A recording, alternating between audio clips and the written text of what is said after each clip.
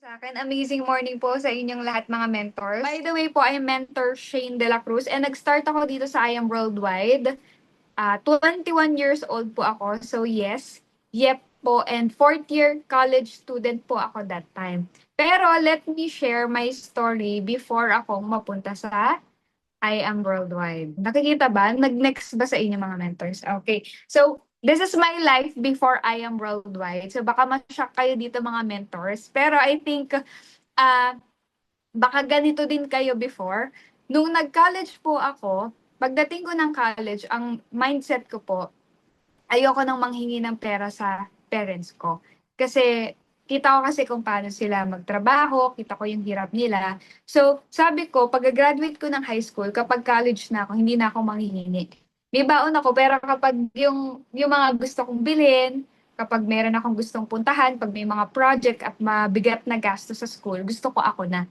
So, ang ginagawa ko, anong relation niyan dito sa, dito sa slide ko, no? Ang relation niyan mga mentors, habang nag-aaral po ako, marami po akong mga pinag-eksperimentohang business, side hustle, trabaho na ginawa during my college days. So ako po ay working student before. Ang bread and butter po ng magulang ko is karinderya. And naisip ko, tuwing tanghali lang sila nakakapagbenta ng ulam. So naisip ko, what if anytime available siya? So gawin nating frozen. So nag-formulate ako ng packaging, naghanap ako ng supplier, design po ako ng sticker label ganyan. Pero dahil hindi ko kasi alam kung paano i-scale yung negosyo, hindi ko alam kung paano i-handle. Wala din akong alam sa mga legalities pagdating sa mga FDA ganyan. Hindi ko siya na-pursue, hindi ko siya natuloy ng bongga. And bukod pa doon mga mentors, ito din, isa sa ginagawa ko, nagbebenta rin ako ng calcium powder sa Shopee. Yan. So marami akong binibenta mga mentors kung ano-ano binibenta ko online. So na-discover ko na ba itong product po na to? By the way, ako din po gumawa niyan lahat. Isa po sa mga specialty ko talaga na ginagawa before ako mag-IM Worldwide is graphic design and ayan, photography. So eto, nag-come up ako dyan kasi yung alaga kong pusa, meron siyang, parang siyang hinihingal palagi. Sabi ng vet, kulang daw sa calcium. And syempre ako, as sobrang matipid, naghanap ako ng way. Ano yung pwedeng gamitin ko, ano pwedeng gawin namin na mas makakatipid ako. So, na-discover ko, wow, Dr. Hagiwara, na-discover ko no, na yung eggshell pala ay good source ng calcium. So, ginawa ko siyang calcium powder. And then, since naging effective sa pet ko, binenta ko siya online. Pero ang downside nito mga mentors, since full-time kasi ako syempre sa sa school, estudyante ako talaga, hindi ko siya matutukan ng tutok na tutok. Kasi po, mabusisi po yung process ng paggawa po nitong product na yan. So, hindi ko rin siya natuloy. And bukod dyan, nagpa-photography din po tayo, nagko-cover tayo ng events, ng mga debut, ganyan, mga photoshoot, kung ano-ano. So, yan din isa sa mga source of income ko. Then, nakapagbenta rin ako ng ukay, mga mentors. Meron pa dito na mga nakapagbenta rin ng kung ano-ano. Kagaya ko, type IM. Kung na-experience mo na din magbenta ng kung ano-ano online, type IM. Or ako lang po ba? Doon, meron din. So, madami pa mga mentors and nag-start din ako ng food business. So, itong food business na to mga mentors, hindi ito yung usual na burger. Meron siyang taquitos, tas parang longganisa burger yung binibenta namin dyan. Pero yun nga, may mga orders naman to, online namin siyang ginagawa, tas deliver lang. Tapos, ang pinaka-main namin dyan is, etong mga products namin is mataas yung protein niya. So, para sa mga bodybuilder, para sa mga nagpapa-lose din ng weight. So, iyon. Kaso nga lang, since kailangan kasi totoo ka dyan, kailangan full-time ka dyan, hindi namin din naasikaso ng maayos. And then, eto na, ang dami kong marami talaga akong pinagkakabalahan before. And then, eto mga mentors, eto na yung naging work ko alongside ng pag-i-school ko. Kasi po, pandemic college student ako. So, lahat po ng mga trabaho, lahat po ng mga, lahat po ng studies, quizzes, lahat ng yan is done online. So sabi ko, nakakainip na wala akong ginagawa tapos wala akong pinagkakakitaan. Naghanap ako ng trabaho, nakita ko siya.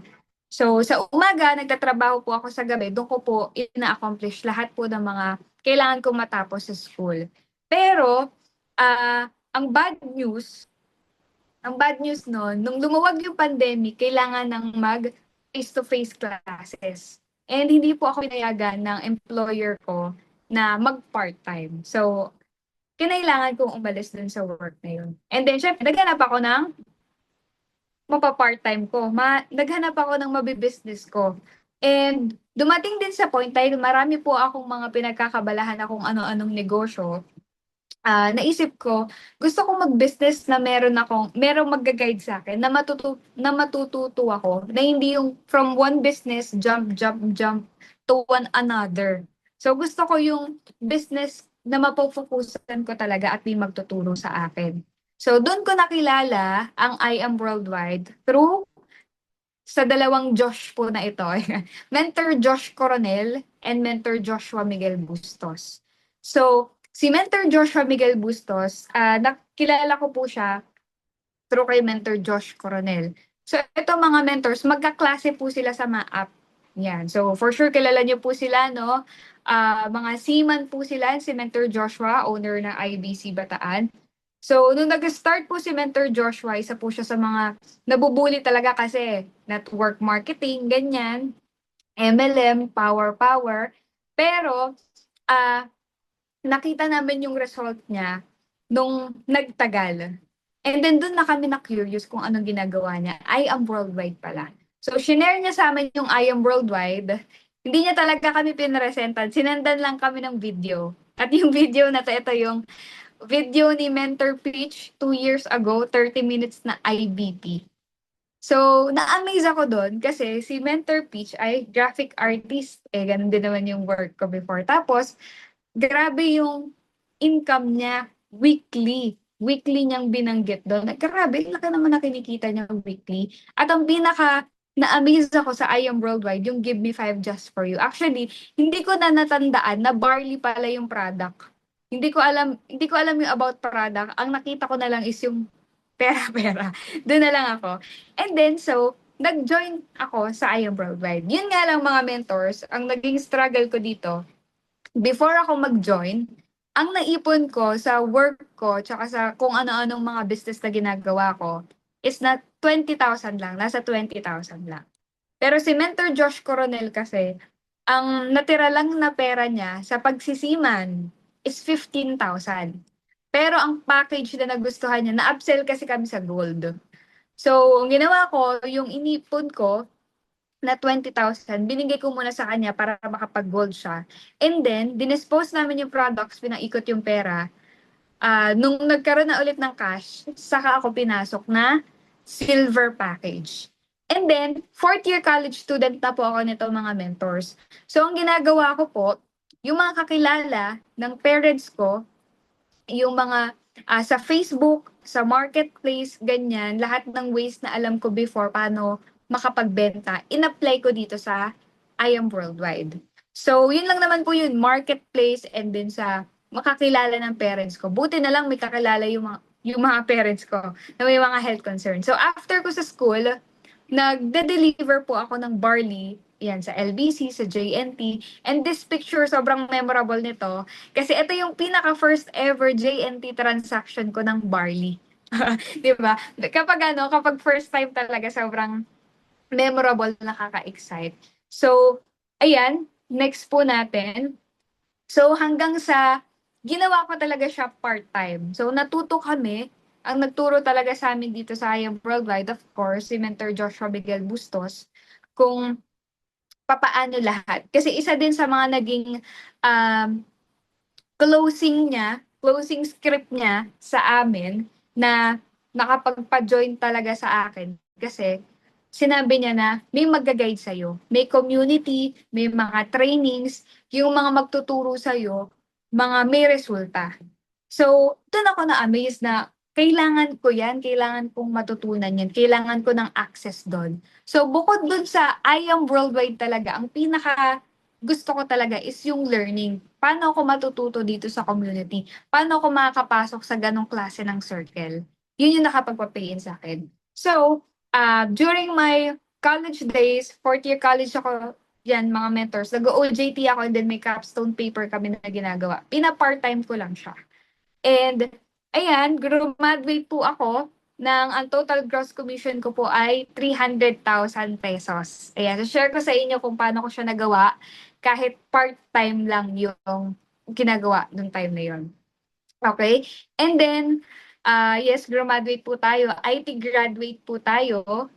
And then, iyan, naging Sapphire Elite Executive na din po ng company months after ko graduate and then na-recognize as top GEP ng IAM Worldwide. Super unexpected po.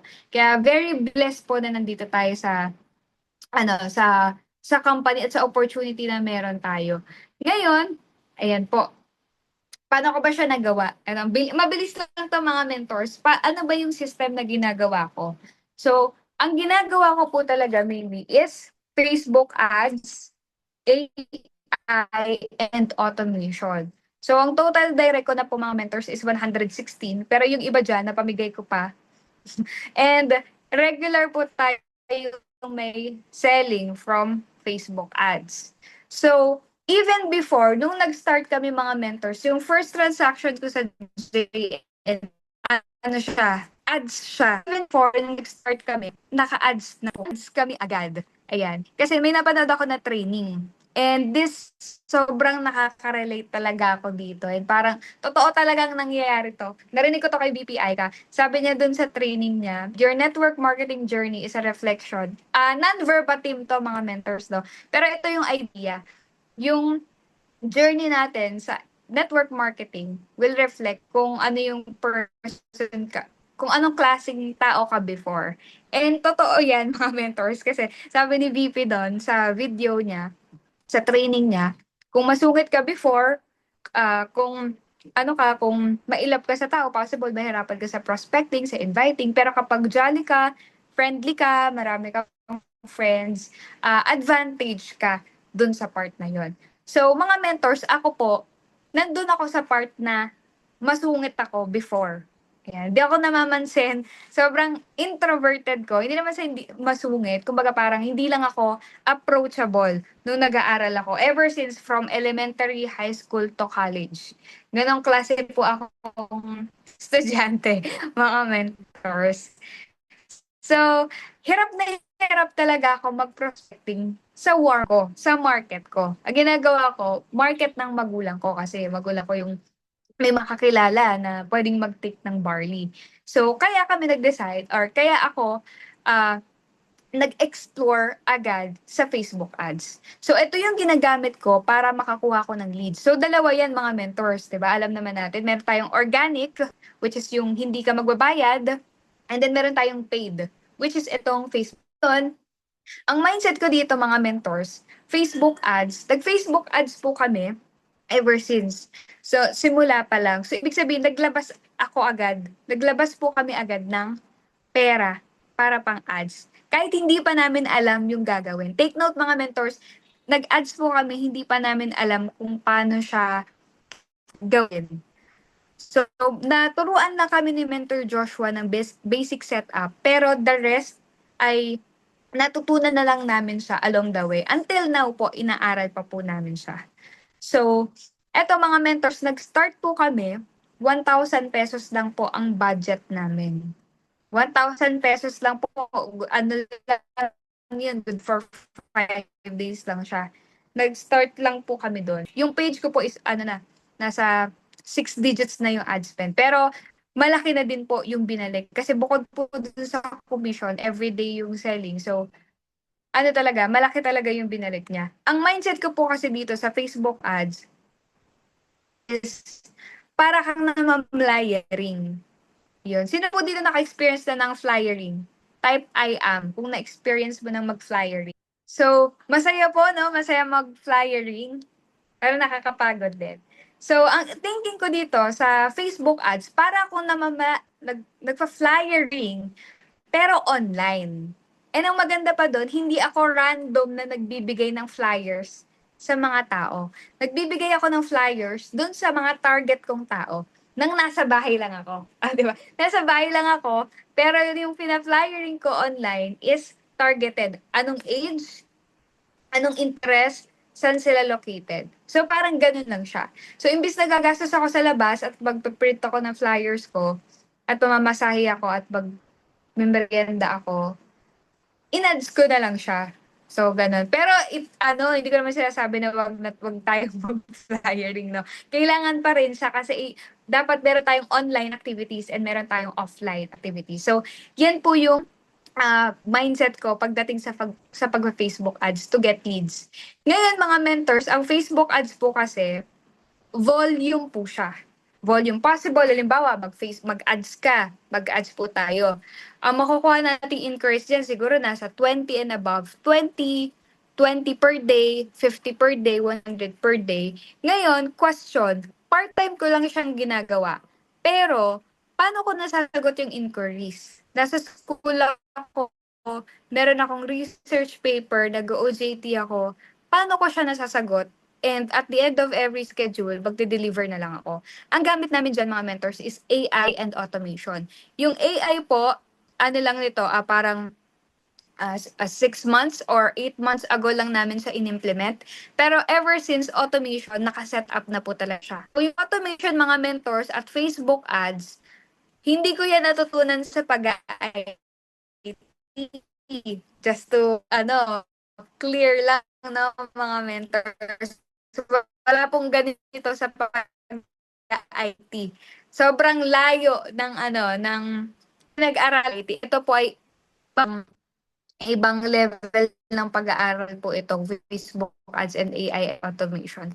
So, ang gamit po nito, automated customer support and follow-up. So, habang nasa school ako noon, ang nangyayari, may sumasagot ng inquiries ko. Tumitingin na lang ako ng notification ko kung may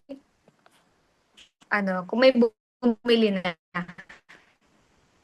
Kung may i-delete yung sila confirm their or napadala ko, papasok na sa akin. Kaya asar doon, kulan mo kayo ng wait lang. Ulitin ko yung share screen. Sample po kayo ng result ng Facebook ads and Guys, pakita ko sa inyo yung pinili ko dito because of the game plan. This is December 7, 2025 to December 13, 2025. So, 1 week po yan after may tumatawag na customer natin. This is December 7, 2025 to December 13, 2025. So, 1 week tumatawag. Guys, pakita ko sa inyo yung pinita ko dito because yan, after may tumatawag na customer natin. Kung makikita niyo dito, 42,200 pesos in 1 week because of the game plan system. Sunod-sunod pa ngayon yung mga inquiries. Ang dami guys. Guys, look, ito na yung nangyari sa page ko after ko i-apply yung mga natutunan ko sa the game plan. 48 seconds ago, 47 seconds ago. Ang dami na nag-i-inquire because of the follow-up. So, automatic na tong follow-up. AI na din yung magre-reply. Yan, may umorder oh. Kikita niyo ba? Nagsenda ng phone number tsaka details nila. Thank you so much, the game plan! So, yun mga isa sa mga example po ng result po na ginagawa po natin using those tools sa pag-generate po ng income. So, ito po yung mga ginagamit ko, mga mentors, na mga software na pwede nyo rin gamitin. So, I'm sure familiar na po kayo dito. Syempre sa Facebook ads, dito po tayo mag-set up ng ads natin. Dito tayo magta-target ng audience natin dito sa Ads Manager. Botcake, yun po yung ginagamit ko for automation and AI, and Pancake naman po to track yung orders, yung finances, lahat po about the customer. So, lahat po itong mga mentors, Ads Manager and Botcake, libre lang siya. So, nung inaaral po namin siya, hindi siya, hindi siya libre. Pero yung Pancake po, yun po, may bayad po siya. Pero, kung gusto mong i-scale up yung business mo, lalo na yung yung pag-selling mo and yung pay-ins para matrack mo siya ng mabuti, suggested po talaga mag-Pancake tayo. And ito mga mentors, before po namin siya mai-apply sa amin, sa sarili po namin, sobrang dami po naming inattenda na conventions and paid online courses, paid and free online courses, and of course, YouTube University. So, dyan po kami natuto mga mentors. Baka kasi iniisip nyo na alam na namin siya, alam ko na siya kasi ano, IT ako. Hindi po, sobrang layo. Sobrang layo po ng ano, ng marketing. Marketing po kasi 'to, eh.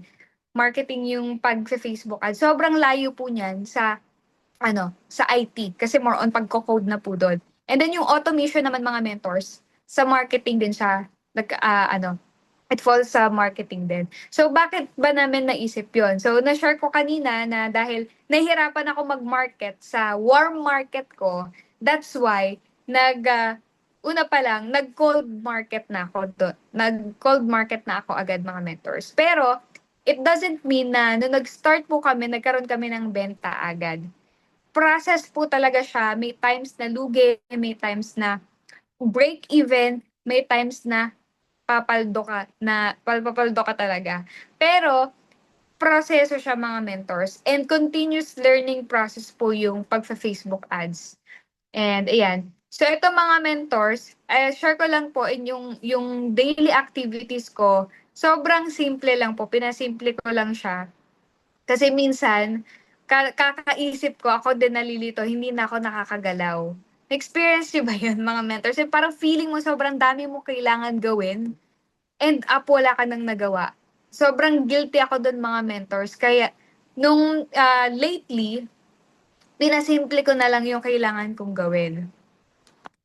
Ayun. Una, of course, is to get leads.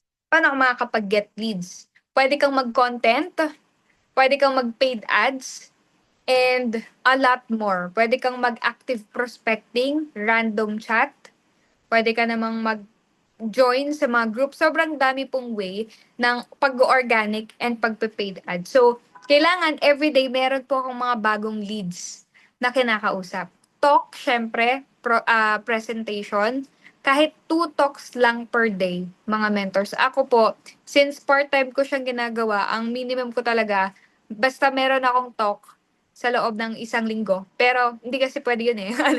Kung may goal ka dapat, each day meron kang talk. Sabi nga po ni VPI ka, kahit 1 talk lang yan per day, if you do it consistently for 5 years, sobrang laki ng magiging result. So, eto mga mentors, itong daily activities na to, kailangan talaga consistent po tayo dito sa paggawa na to. And then follow up. Every day po talaga yung follow up. Thankfully, mga mentors, kasi yung mga 20 or 50 people na nag-i-inquire sa akin every day, hindi ko siya kailangang i-follow up mano-mano. May times na nagpa-follow up ako mano-mano, yung mga na-talk ko na, yung mga may mga personal connection na ako. Pero kapag mga cold market, kasi sa Facebook ads, mga mentors, to give you an idea para sa mga hindi pa nag-ads, tanong ko lang, meron po bang nag-Facebook ads? Type 5 kung nag-Facebook ads ka, type 3 kung hindi. Yun, marami pala. 3 kung hindi, type 5 kung nag-Facebook ads. Okay. So, halo. Tanong ko naman mga mentors, how do you respond dun sa sa mga inquiries? Automated ba siya kagaya po sa akin or manual? Yan, type mo lang automated or manual. Manual. Yun. Manual. Yung iba po mga mentors na nag-comment ng nakakapag-add sila, manual po ba kayo or automated? Okay. Manual. So, ayan mga mentors, kaya din simula pa nung una hindi kami nag-manual kasi hindi talaga kami marunong sumagot ng inquiry. So, nag-training kami kung paano gumawa ng automation makakapag-selling. Doon kami natuto kung paano sumagot. Kaya natutunan namin mag-manual. Pero, ang mindset po namin or ang struggle po namin kung bakit kami nag-automation dahil yung 50 to 100 inquiries na hindi namin na-follow up everyday ay nasasayang. Yun po kasi yun eh. Kung kaya natin ng manual follow-up, why not? 'Di ba? Kung kaya natin. Paano kung hindi natin kaya? Paano kung yung 100, nag-pile up na siya, naging 1,000 na, naging 2,000 na, naging 3,000 na, hindi na natin siya kakayanin. Baka hindi na tayo makapag-talk, hindi na tayo makagawa ng ibang bagay. So that's why, nag-allot po talaga kami ng time ng resources ng pera sa pag-aaral po kung paano mag-set up ng automated response at AI na sumasagot. Sino po dito mga mentors nakagamit na ng ChatGPT? Po? Type I am if you're using ChatGPT. Okay. So marami mga mentors. Sino naman po dito ang nakagamit na ng AI para mag-respond dun sa customer nila? Meron po ba? AI na yung sumasagot sa page. Yun. Yun. So yun din mga mentors, isa din po sa inaaral po namin is may automation. Yung automation kasi hindi tailored yung yung tanong ni client. Possible may tanongin si client tapos iba yung sagot ng automation. Possible po yun. So si AI, ang kagandahan dun kay AI is tailored na siya dun sa tao na kausap natin. So that's why din po, ayun din yung importante lalo na kapag tinatry mo mag-build ng talaga ng identity dun sa client mo na makikilala ka talaga niya na para kang feeling close. Yon. Kailangan tailored at yung maiintindihan mo siya. So, ang kagandahan, parang si ChatGPT na yung sasagot sa client mo. Kahit anong tanungin about I am worldwide, about barley, about anything, nasasagot na ni AI. So, ang maganda dun kasi, hindi mo na siya mamamano-mano. Kasi paano kung 50 sabay-sabay nagtatanong sa'yo, sabay-sabay ka-chat mo? 'Di ba ang hirap, ang hirap kausapin nun. So, eto mga mentors, itong daily activities ko po na to, ito po yung nagbibigay sa akin ng income producing activities ko po ito. Ngayon, paano naman yung ginagawa ko to build my team, yung mga leaders po? Ang ginagawa ko, ito pong system ko ng Facebook ads, yung creatives, mag-track ng data, yung AI and automation, duplicable kasi siya sa mga downlines ko po. So, ginagawa ko, dinuduplicate ko po yung system ko na yon, nilalagay ko or kinakopy ko dun sa page nila. So that's why nakakabenta rin sila. Nagkakaroon din sila ng pay-ins from Facebook ads. So unang-una ko kasing inisip na gusto ko kapag dinuplicate ko to, duplicated din yung result. And it happened. Kasi po ang mindset ko dyan, dapat kung meron tayong traditional way kung paano magbenta, given na yun, ano pa yung may offer ko sa kanila, nakikita sila. So parang yun yung naging parang selling point ko sa mga tao, maganda na mag-join sila. 'Di ba? So yun, isa yun na duplicated can be duplicated itong system na to, yung Facebook ads and then yung sa customer assistance. Okay. And then, ang ginagawa ko, the rest ng mga activities, yung mga activity ng upline namin, activity ng higher teams namin. So, kinokonek ko sila doon. So, yung mga trainings, meron kaming coaching call na kami-kami, nagtatrack kami ng ads, kamusta, magkano yung sales, ganyan. Ngayon naman, yung iba pang mga activities, kagaya ng 90-day burn, ganyan, kagaya ng pagpunta sa office, ng kung ano-ano activity, bonding, higher team, kinokonek ko na po sa higher team. So, ganda po, leverage. Leverage na po talaga. And sobrang blessed kasi merong activities yung I am worldwide mismo. Unity Day, IBP. So, ang ginagawa ko na lang talaga is maximize those activities para dun sa mga leader. Kasi ba't pa ako gagawa ng sarili ko, 'di ba? So, etong sarili ko, ito na to, yung sa Facebook ads, which is can be duplicable lang naman in just a tap. Yan. Ngayon, ito po yung goal ko mga mentors. Patapos na po ako. Sobrang bilis lang. My goal is to build my I am worldwide asset. So, natutunan ko mga mentors yung income and asset. Yung income, ito po yung mga kinikita natin sa pay-ins, yan, sa Give Me 5 just for you sa pagbebenta. Right now, what I'm doing is nag-generate ng income. Pero, I need that income to build my asset. And for me, the most solid asset for me is Unilever. Ay, bakit Unilever? Lang po yan. Unilevel. Yan. Nilagay ko lang yan kasi every time na sasabihin yung Unilevel, magtatanong about Unilevel, yung mga mentors na kilala ko na medyo mga tita, ganyan. Unilever yung sinasabi nila. Mentor Shane, paano po yung Unilever? Ayan. Unilevel po, ayan.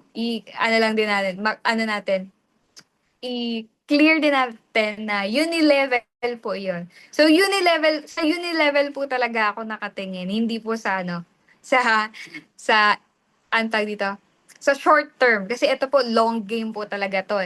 And to build my own community of user, seller, and builder.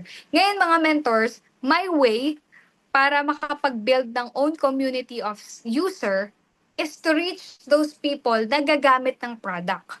So ngayon, let's say po, ako na ano ko na suyod ko na lahat ng warm market ko at warm market ng mga kakilala ng kakilala ko.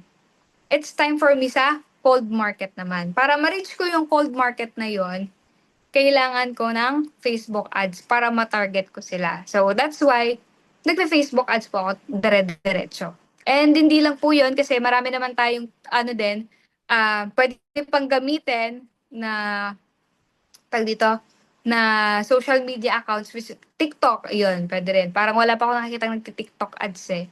And then seller. So, saan ko din yung makikita? May mga naghahanap po na gustong magnegosyo ng barley.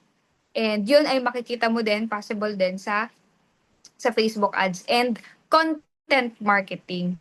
And then builder. Kasi ito lang po talaga yung ano, yung end game natin mga mentors. Ito yung pinaka long term talaga. Pag kung nag-isip tayo ng long term, hindi lang makakuha ng user, hindi lang makapagpa-pay in, hindi lang makapag-duplicate ng selling, kundi dapat meron kang community ng mga taong ganon. Hindi lang isang user, hindi lang isang seller, hindi lang isang builder. Mindset ko is to magkaroon ng maraming user, maraming seller, maraming builder. And para sa akin, mga mentors, as very C at perfectionist na tao, kasi sobrang ano ko po talaga, ayoko magpa-pay ng hindi ko mapapakita. I mean, hindi siya kikita. So that's why, lagi pa rin naming inaaral, dire-diretso pa rin yung Facebook ads, automation, lahat ng tools na magagamit sa business. So, eto mga mentor, share ko lang din po sa inyo yung aking Bible verse na pinangahawakan simula from last year, kasi last year ko to nakita. Sabi dito sa Hebrews 10:38, "But my righteous one will live by faith, and I take no pleasure in the one who shrinks back." Kasi possible mga mentors, ma-feel nyo na parang lagi na lagi na lang parang kulang yung result, parang kulang pa yung nakikita mo, lagi ka namang sinisipagan mo naman. Kasi ayun, na-feel ko din yon, dumating din sa point na parang na-burnout din ako. Pero na-remind ako dito na pag na-burnout ka, pwede ka namang magpahinga. Pwede ka namang mag-pause. 'Di ba? Pero you should not shrink back. Kasi 'di ba nakita na natin yung vision, nakita na natin na kung ano yung pwedeng mangyari sa atin, and the Lord wants us to continue. So, yan mga mentors, I really hope na meron kayong napulot po sa akin, and nagkaroon po kayo ng idea kung ano yung maidadagdag niyo po sa business, kung ano pong processes yung pwede nyong idagdag sa mga daily activities po ninyo. So, thank you so much po for inviting me. And balik ko na po sa host, Mentor Cecilia. Thank you so much. Ngayon ba, Mentor Shane, magkano na yung FB ads?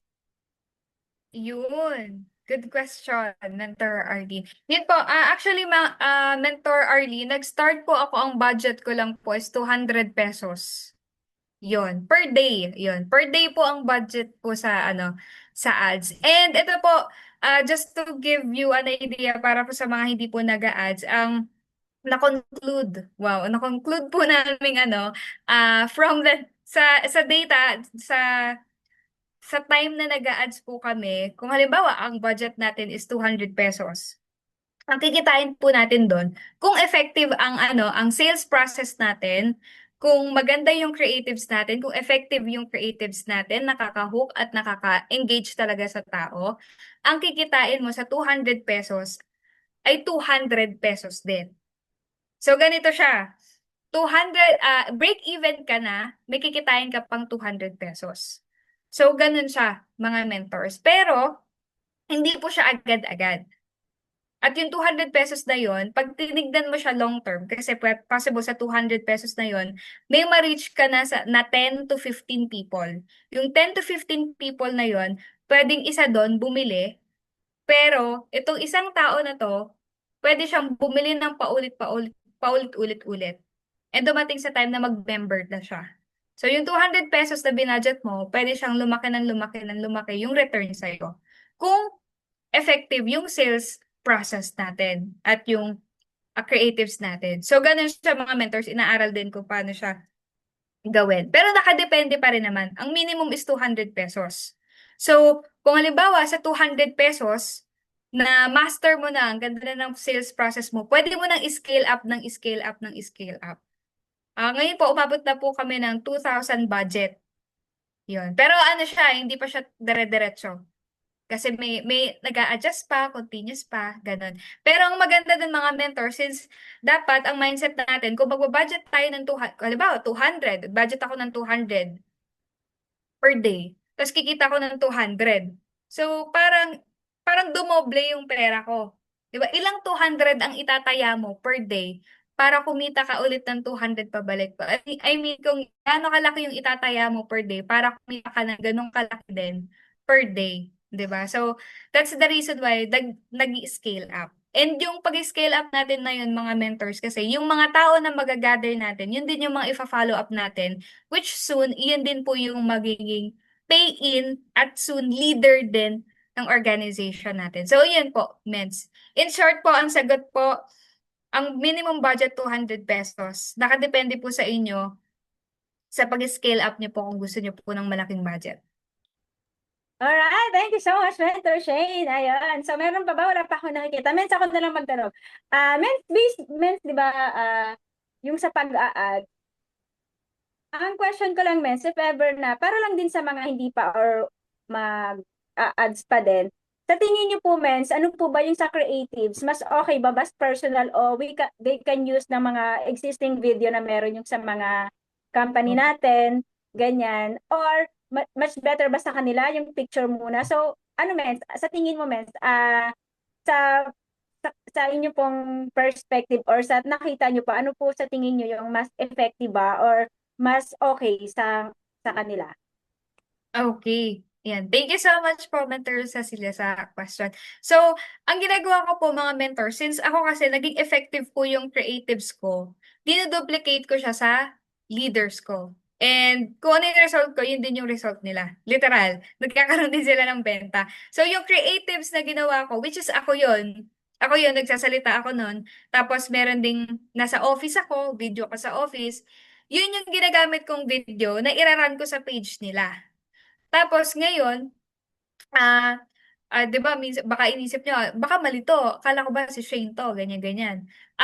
Naka-edit dun sa automation and AI na isa sila sa mga distributor under ko. Yun. So, dinuduplicate ko lang. Yun yung ano ko, experience ko po. Since naging effective naman siya, nakailang testing din po kami ng creatives. Ngayon po, kung halimbawa kayo po, magta-try po kayo, I suggest po, meron kasi tayong tinatawag ngayon na, I'm not sure dun sa term ko, pero ang tawag dun is CEO marketing. So, tayong lahat, distributor tayo ay CEO ng sarili nating team. Tama po? So, doon po sa CEO marketing, the more na visible ang CEO, kagaya ng KCO, Josh Moeca, diba? The more visible yung tao na yun, the more nako-curious yung tao, yung audience sa product. Kahit hindi siya magsabi ng kangkong chips. Di ba? Kahit hindi siya magsabi ng kangkong chips, ng kung ano-anong binebenta niya.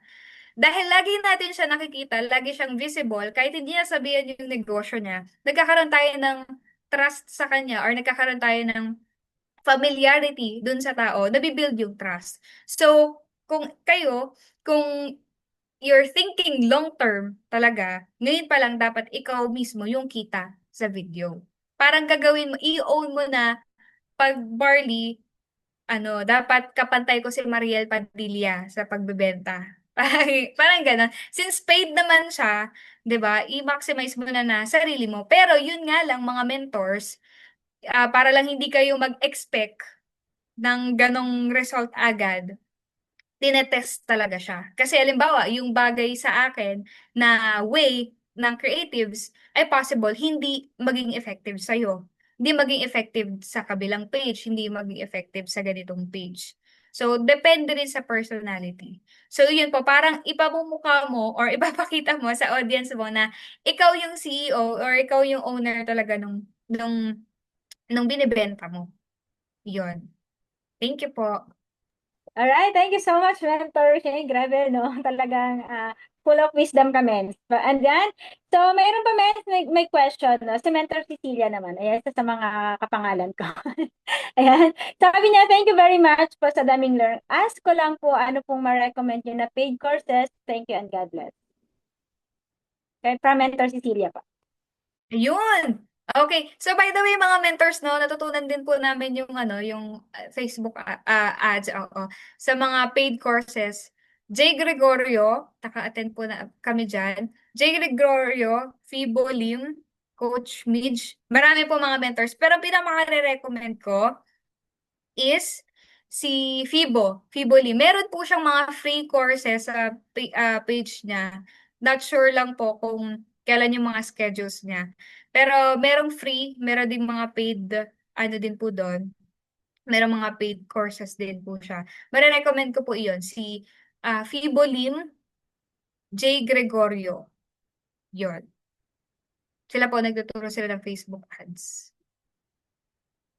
And Okay. pagdating po ay sorry po, dagdag ko lang, pagdating po sa automation, si Coach Midge.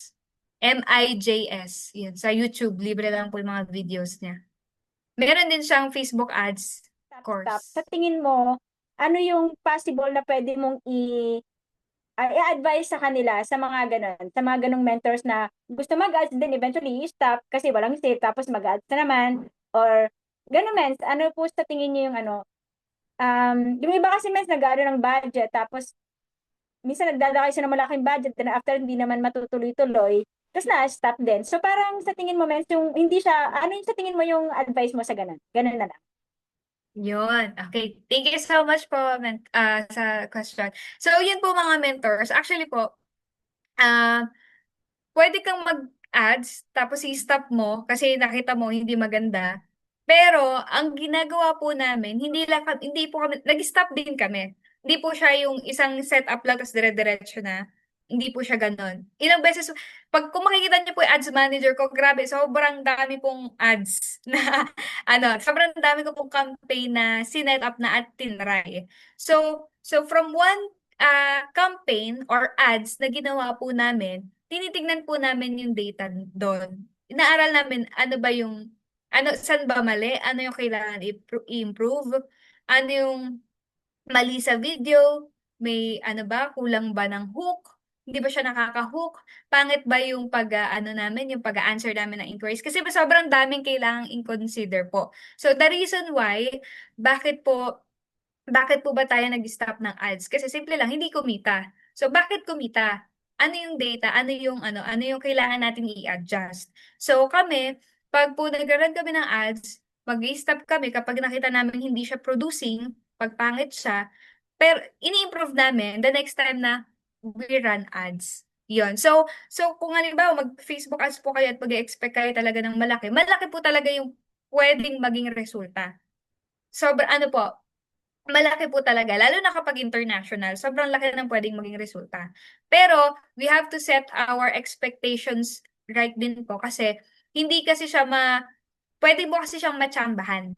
Yun. Pwede mo siyang matsambahan na magkaroon ka ng maraming benta, magkaroon ka ng maraming pay-in. Pero ang tanong, maduduplicate mo ba yung tsamba dun sa downline mo?